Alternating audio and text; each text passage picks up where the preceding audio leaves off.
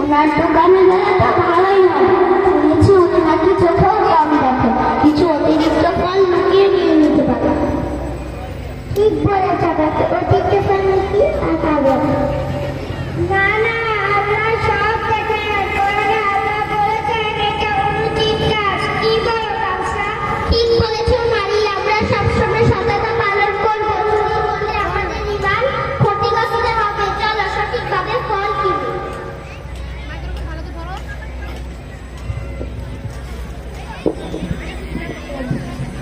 কি চাই বাচ্চারা?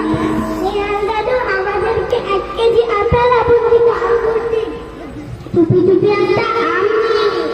আয়ারে উঠে ফোন দিচ্ছেন কেন? থাম দাদা, এটা চুরি। আল্লাহ আমাদের হৃদয় দেখেন। আমরা সবাই মিলে দয়া ও সততা শিখব। সততা ছাড়া আমাদের ঈমান অসম্পূর্ণ। আল্লাহ কোরআনে বলেছেন, হে ঈমানদারগণ, তোমরা সত্যবাদীর সাথে থাকো। তোমরা ঠিক বলেছো, আমি লজ্জিত, আর কখনো এমন কাজ করব না।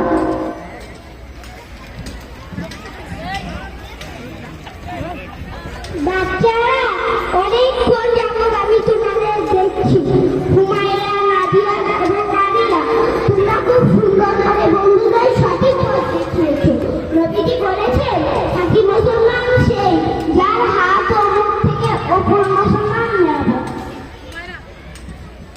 আজ আমি শুনি, আজ থেকে আমরা সব থাকবো।